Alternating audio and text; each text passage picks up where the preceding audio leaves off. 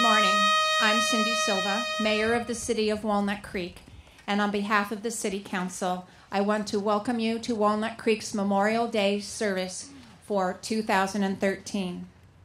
For Americans, Memorial Day should be the most important and solemn of our national holidays. It is the day we remember and honor those who have made the ultimate sacrifice by laying down their lives for our country. So let us begin. Would you please rise for the presentation of colors, the singing of the national anthem, and the Pledge of Allegiance.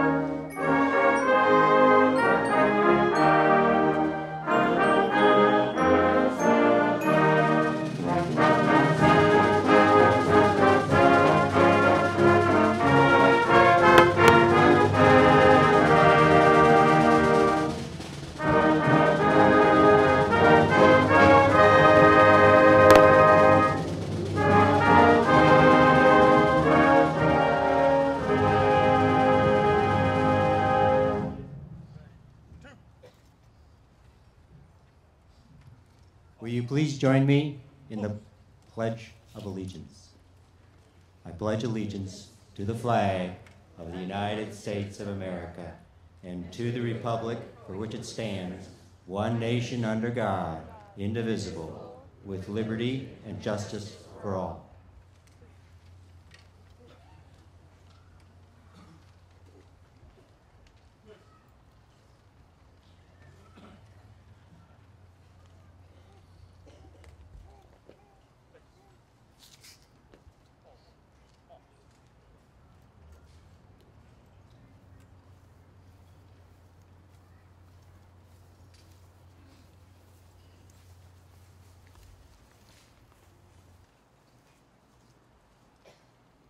Thank you. You may be seated. I would like to thank the United States Navy Color Guard from Navy Operations Center Alameda for their participation today, the Walnut Creek Concert Band under the direction of Harvey Benstein for the stirring rendition of the Star-Spangled Banner, and Council Member and former Mayor Bob Simmons for leading us in the Pledge of Allegiance. I would also like to introduce the other members of the City Council who are here today, Luella Haskew and Justin Waddell, and Contra Costa County Supervisors Candace Anderson and Karen Mitchoff, both of whom represent Walnut Creek. As well, I want to recognize the former mayors who have joined us today, Gwen Regalia, Charlie Abrams, Kathy Hicks, and Gary Skrell. And please welcome representatives from the offices of U.S. Congressman George Miller and State Senator Mark DeSaulnier.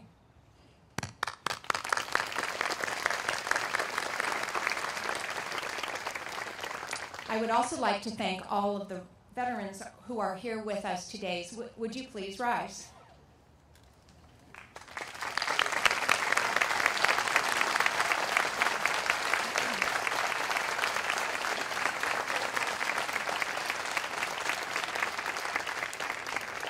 Thank you.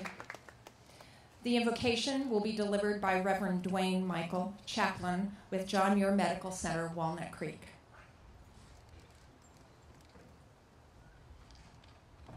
Let us pray.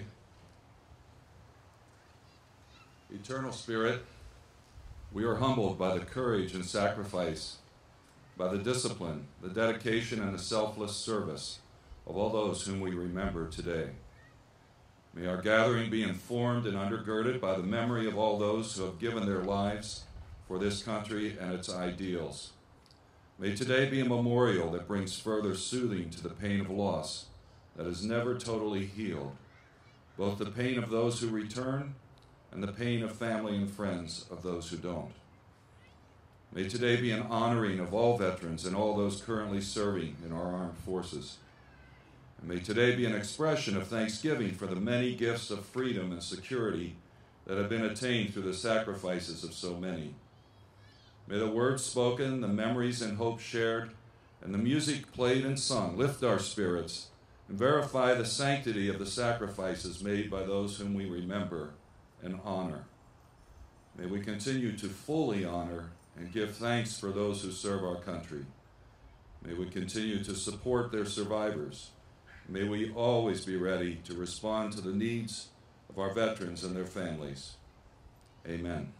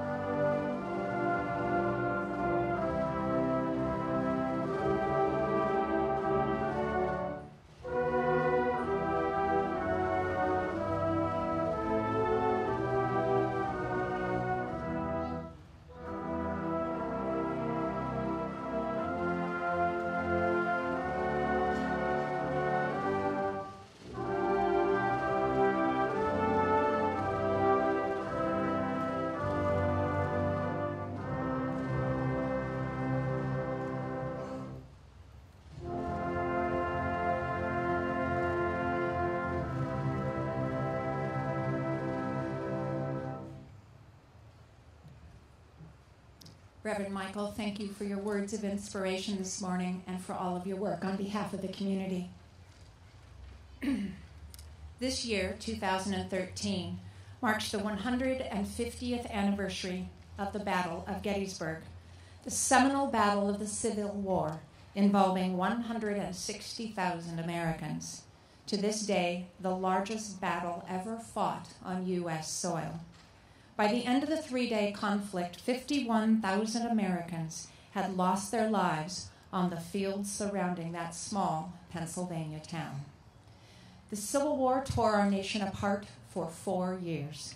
From Maine to Mississippi, Maryland to Missouri, the Civil War affected every home, every family. And by April 1865, when Union and Confederate troops laid down their arms at Appomattox Courthouse, Virginia, our nation had lost some 625,000 Americans in combat and other deaths, more American losses than those from all other wars and conflicts combined. While the end of the Civil War brought peace on the battlefield, it did not immediately bring unity to our nation. Reunifying this nation came with time and in part through the establishment of Remembrance Days, days in which people came together in their individual communities in the North and the South to honor those whose lives were lost. They were days to reunite, to remember, and to reconcile. What we now call Memorial Day was first established and observed on May 30th, 1868, when flowers were placed on the graves of the Union and Confederate soldiers buried at Arlington National Cemetery. For the next 50 years, Memorial Day was observed each year to honor those who died fighting in the Civil War. Then, after World War I, the holiday changed to honor Americans who had died fighting in any war. Today marks the Walnut Creek 25th Memorial Day observance. It is a day for us to come together to pay our respects to all who have made the ultimate sacrifice on our behalf. In particular, today is a chance for us to honor the 34 Walnut Creek men who lost their lives while serving our country. In 2007, we lost 2 young men, Army Specialist James Kuhn, who was killed in combat in Iraq, and later that year, Army Corporal Sean Longovan, who was serving in Afghanistan. But going back, during World War II, Walnut Creek lost 14 men in Europe and the Pacific, men serving in the Army, the Navy, the Marines, and the Army Air Corps. In 1950, 1951, and 1952, Walnut Creek lost 3 men who were serving our country in Korea. And in Vietnam, Walnut Creek lost 17 men, the first at the end of 1965, the last 2 in 1969. Many of those young men had grown up here. Most attended Las Lomas or Del Valle high schools. They served in the Army, the Navy, the Marines. Most were enlisted, privates, lance corporals, specialists. A few were officers, sergeants, a lieutenant, a captain, and the majority were just 18, 19, or 20 years old when they died. Thus the reason for today's keynote speaker. Retired U.S. Army Brigadier General Barton J. Gilbert has more than 40 years of service in the Army and the reserves. From Korea to Vietnam, Thailand, and Cambodia, and then to Central America, General Gilbert had a range of assignments over those 40 years, including command at every officer level. Among his assignments in 1968 and 1969, he served as a captain in combat assignments with the 1st Infantry Division in Vietnam. General Gilbert is a graduate of the U.S. Army War College, Carlisle Barracks, Pennsylvania, and of the U.S. Army Command and General Staff College in Fort Leavenworth, Kansas. He holds both bachelor's and master's degrees from from California State University, Fresno. Most impressively, General Gilbert's declarations include the Legion of Merit, the Bronze Star, the Purple Heart, Air Medals, Meritorious Service Medals, the Army Commendation Medal, and the Republic of Vietnam Gallantry Cross with Palm. Please join me in welcoming Brigadier General Barton J. Gilbert.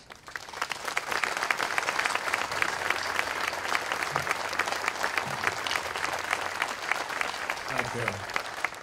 Thank you. I, too, would like to welcome you to today's memorial service observance, and I would also like to acknowledge the service members and veterans that are here today.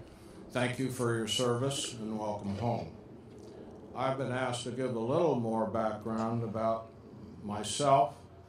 I joined the Army the day after I was 17, but because I was not 18 years of age, a parent had to co-sign my papers. My mother refused to sign, but my father co-signed my papers. My mother did not talk to my father for nearly 2 years after that day. I spent over 8 years as an enlisted man before receiving a direct commission in the Army as a second lieutenant. In late 1967, I volunteered for Vietnam and was assigned to the 1st Infantry Division, Lai Khe, Vietnam. I arrived in country on July 4th, 1968. While I had a wide variety of duties, my primary responsibility was to directly supervise the division's daily resupply convoys. This consisted of leading and protecting a convoy of over 100 military vehicles over 90 miles of unimproved roads to the division's fire support bases that were blocking the Ho Chi Minh Trail at the Cambodian border. The majority of this daily trip was on the infamous National Highway 13, known for its frequent ambushes and roadside bombs. I was promoted to captain in August of 1968, and the following month I celebrated my 30th birthday. In the early morning hours of May 1st, 1969, I received shrapnel wounds to my leg defending the Like Fire Support Base from an enemy ground attack. The following month, I suffered internal injuries from an enemy rocket explosion and was medevac for surgery and recovery before returning to my unit in several weeks. I returned home on the 4th of July, 1969. I was very fortunate to have a wide variety of assignments, including command at every officer level. I was appointed a Brigadier General in September of 1990, and I served in the Army or the Army Reserve until I retired in 1998. However, we're not here to talk about me today, but to honor and pay tribute to our service members who made the ultimate sacrifice for their country. We are here to remember these women's and men's achievements, their courage and dedication, and to appreciate their sacrifices. I also ask you to remember and honor those missing in action as well. The service members that we honor today came from all walks of life, but they shared several fundamental qualities. They possessed courage, pride, determination, selflessness, and a dedication to duty. Many did not ask to leave their homes to fight on distant battlefields. Many did not even volunteer. They did not go to war because they loved fighting. They were called to be part of something bigger than themselves by serving their country. They were ordinary people who responded in extraordinary ways in extreme times. They rose to the nation's call because they wanted to protect a country that had done so much for them and us. Over 1 million Americans have died on the battlefields here and abroad, defending our freedoms and the American way of life. Today, our troops continue to make the ultimate sacrifice, and even as we lose more troops, more Americans step forward to serve, following the footsteps of the generations of fine Americans. Since Congress recognized Memorial Day in 1887, we have, with every passing year and new conflict, remembered and honored our fallen troops. We have awarded medals to many service members, added their names to monuments, and named buildings for them for their bravery and service. But nothing can ever replace the void left by a fallen service member, and no number of medals or ribbons can comfort the ones left behind. Today, we not only have the opportunity to pause and reflect in a general sense, but I have been asked to specifically remember and honor the 58,282 men and women who made the ultimate sacrifice for us in Vietnam. I must point out, as the mayor already indicated, that in the figure of the fallen are 17 service members who were residents of the city of Walnut Creek, and their names are on the back of today's program, as well as on a plaque across the street at the Veterans Memorial Plaza.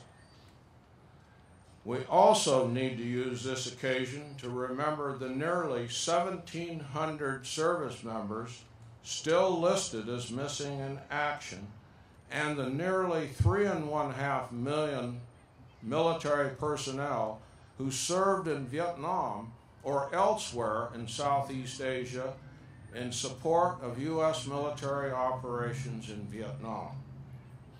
I would like to make a special point of remembering the women who served in Vietnam. Almost 7,500 women served in country, of which 84% were nurses, and every one of them, of course, was a volunteer. 8 female service members gave their lives in Vietnam, 7 Army nurses, and 1 Air Force nurse. America's involvement in Vietnam, I believe, can be described as unique for many reasons. Historians cannot even agree upon when the war began. Sounds like we have company. Definitely a Vietnam-era helicopter.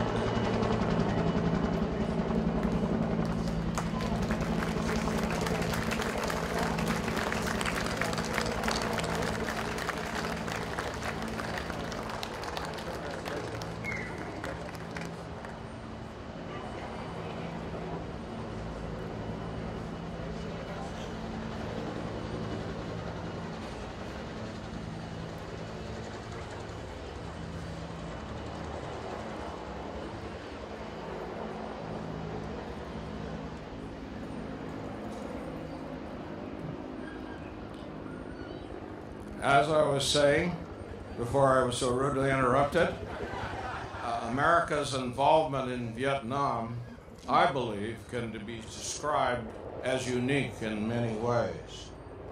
Historians cannot even agree upon when the war began. American advisors served there and died there as early as the mid-1950s.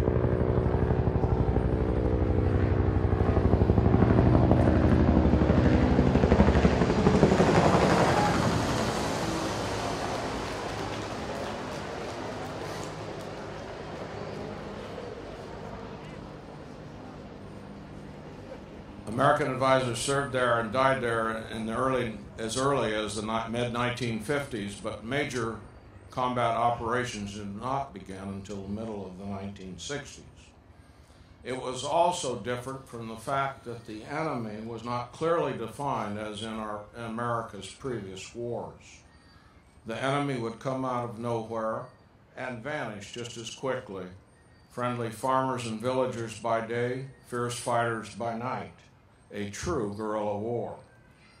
It was the first American-fought war that we failed to meet our objectives, and it was the first time America failed to welcome home its veterans.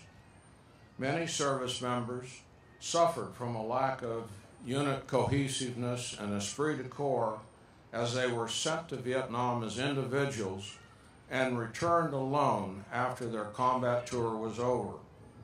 They often traveled to and from Vietnam by air, being an active combatant one day and a returning veteran the next. In addition to the risks of combat, troops experienced many environmental hazards, like herbicide spraying and other serious issues. And throughout the war, disease accounted for over 70% of all military hospital admissions. The common belief is that most Vietnam veterans were drafted. Actually, 2/3 of the service members that served in Vietnam were volunteers. And while many Americans will only see or hear the numbers that the Vietnam War created, for those of us that survived the war, and to the families who did not, we see the faces and we feel the pain that these numbers created. In conclusion, I would like to leave you with 2 thoughts. While Vietnam vets are worthy of every praise, monument, and memorial that could be offered, I believe the best way to honor them is to honor a vow we made after we returned home, and that was to ensure that every new generation of service member is appreciated, receives the dignity and respect they have earned, and receives the benefits every veteran deserves.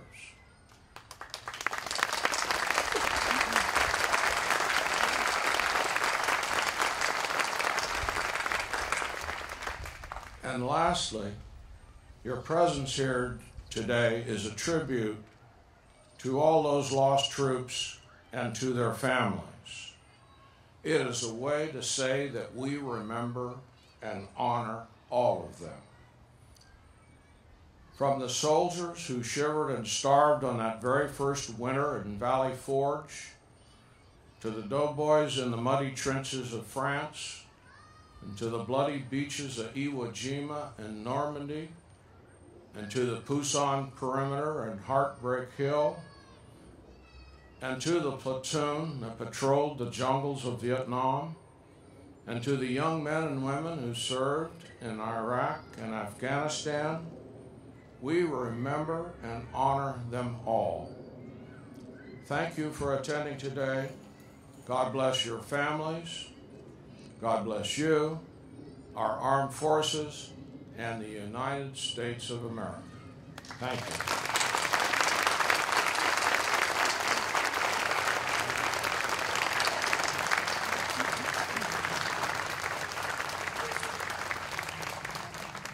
Thank you, General Gilbert, for your words of inspiration and your words of hope to our families who have lost those during our wars.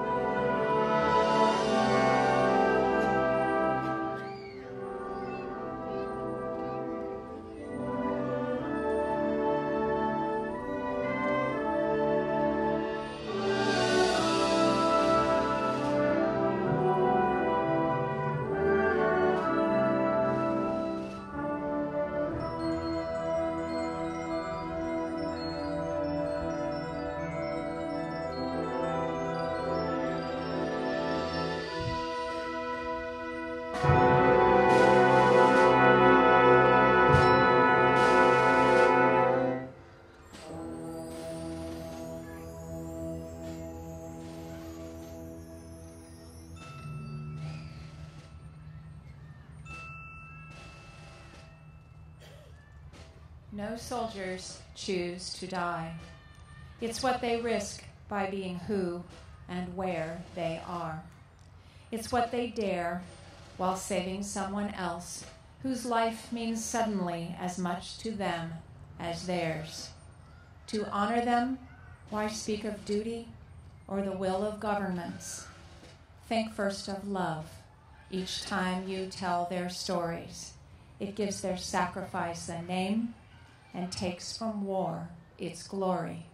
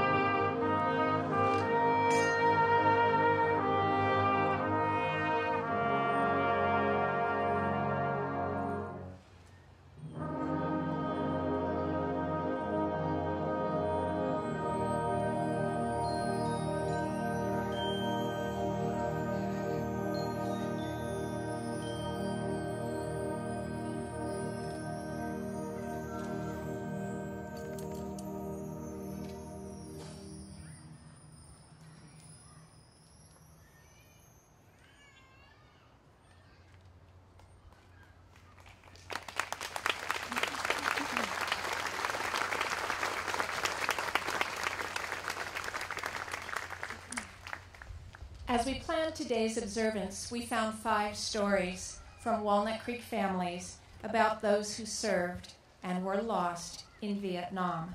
We would like to take a few minutes now to share these stories with you.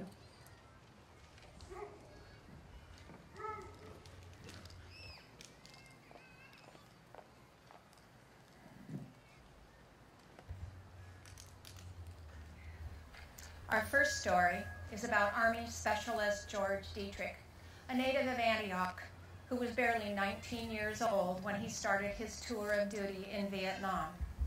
He was a dog handler assigned to the 1st Infantry Platoon, 1st Infantry Division. In June 1969, just 5 months after the start of his tour, his platoon was in Binh Duong province in southeastern Vietnam, just north of Saigon. This was the area known as the Iron Triangle because it was the heart of the communist stronghold in South Vietnam.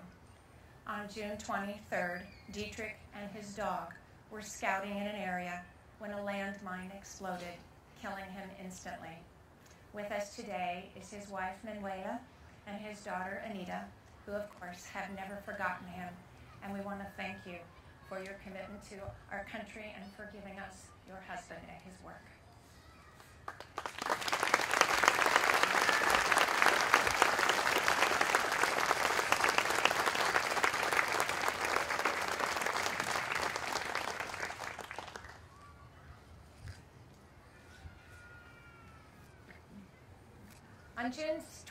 On June 6, 1972, the 4-plane 523rd Tactical Fighter Squadron out of Udon, Thailand, was led by then Major James A. Fowler of the United States Air Force. The squadron that day was tasked with providing support for a B-52 strike in the Yen Bai area just about 120 miles northwest of Hanoi. After the B-52 strike, the fighters began to withdraw, but Fowler's plane was struck in the rear fuselage by a missile. It burst into flames, and it crashed over North Vietnam. For the next 7 years, Fowler was listed as missing in action. Then in 1979, his status was changed to killed in action. Fowler was promoted to lieutenant colonel while missing in action. His remains have never been returned. Marcine Flattery is Lieutenant Colonel Fowler's sister, and she and her husband live in Walnut Creek. And on behalf of a very grateful nation, I want to thank you for your sacrifice on behalf of our nation.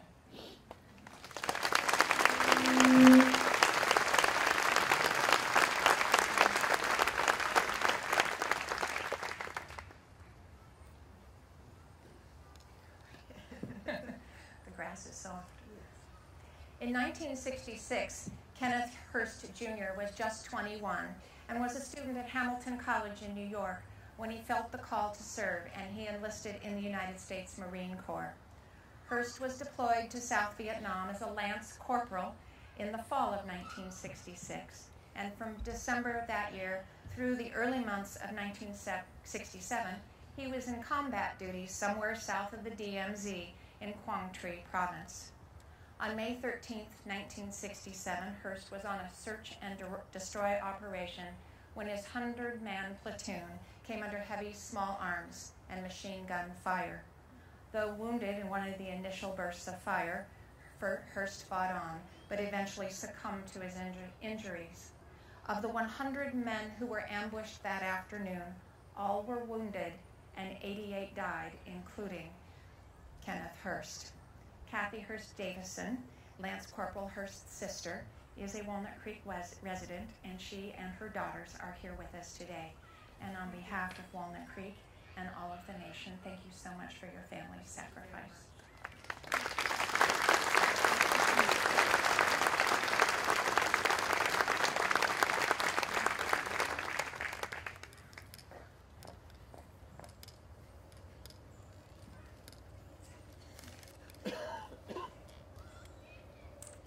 Army Specialist 4th Class Frank Torres Jr. was one of the 17 Walnut Creek men to lose their lives in Vietnam.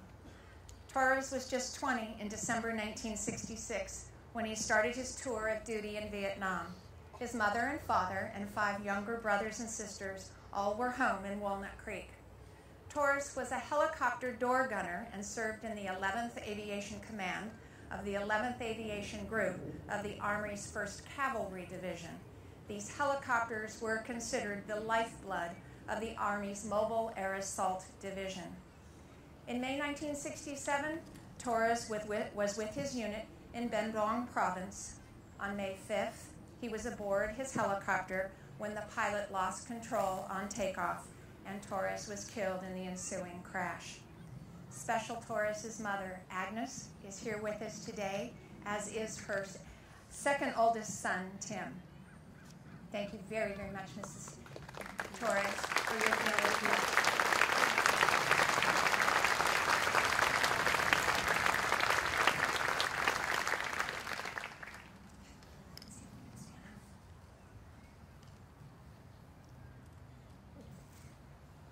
Specialist Torres was among the 17 Walnut Creek men we lost in Vietnam, but he wasn't the first. Walnut Creek's first loss was Marine Lance Corporal Robert Riley, Jr. Riley enlisted in the Marines in September 1963, a few months after graduating from Pleasant Hill High School. He was a radio operator assigned to the Forward Air Command, 3rd Battalion, 9th Marines, 3rd Marine Division. In early 1965, he was part of the battalion that first arrived in Chu Lai Beach, the new airfield south of Da Nang. Riley's job as a radio operator was to patrol and call airstrikes, which frequently made him a target of the Viet Cong. Riley was killed on the night of December 9th, 1965. He had called for an airstrike and was waiting on a hill for reinforcements. Lance Corporal Riley's mother, Ethel, has lived in Walnut Creek for many, many years and is with us here today, as is her daughter, Pat, and Lance Corporal Riley's sister. Mrs. Riley, thank you so much. I am so impressed. She is 93 years old and has written many, many things about her son's bravery during that time. Thank you for being with us here today.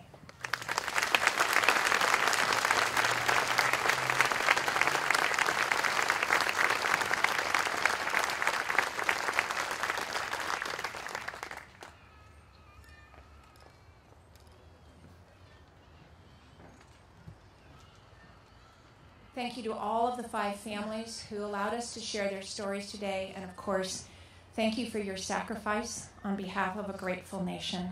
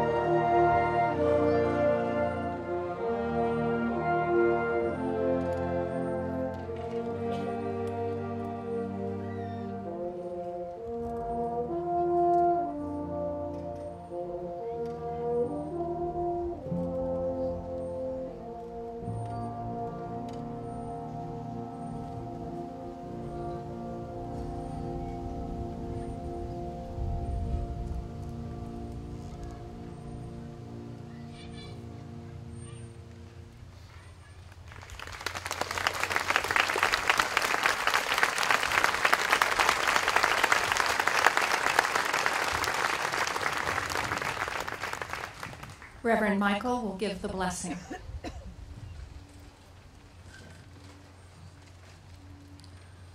A blessing.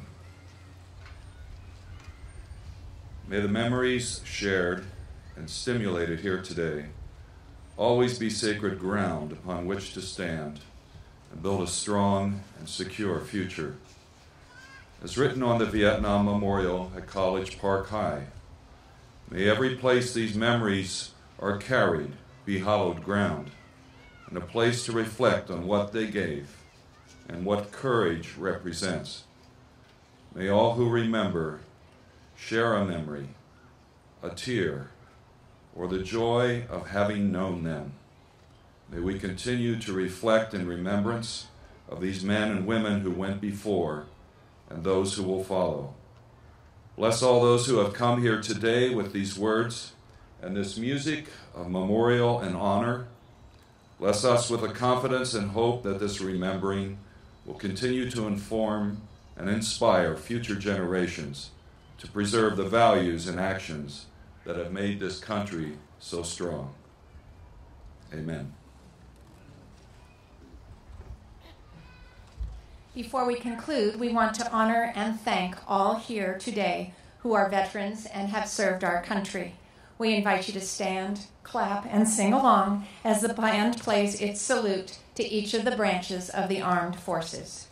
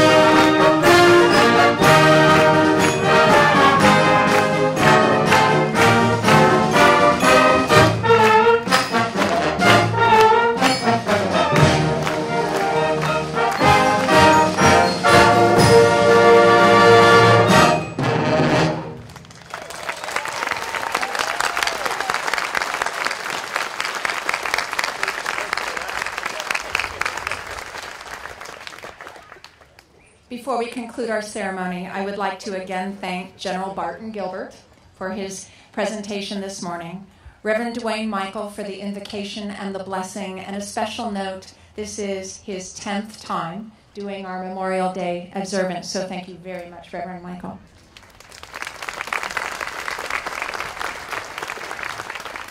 Of course, I'd like to thank the 5 families who shared their stories with us today, and the Walnut Creek Concert Band and Harvey Benstein, the director.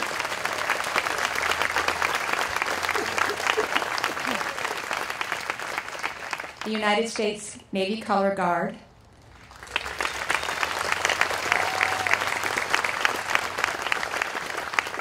Boy Scout Troop 818, who helped set up this morning.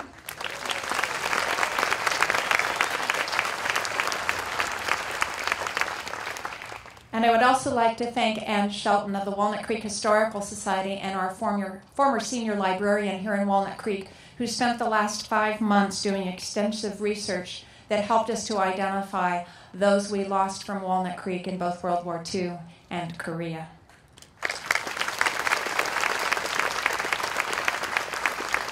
And of course, a tremendous thank you to all of you who joined us here today. In closing, I would like to leave you with this final thought.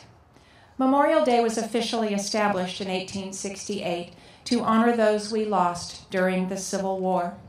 But for me, Memorial Day and its true meaning was actually born during the Civil War at Gettysburg, Pennsylvania on November 19th, 1863, 6 months after that now famous battle, at the dedication of the National Cemetery at Gettysburg.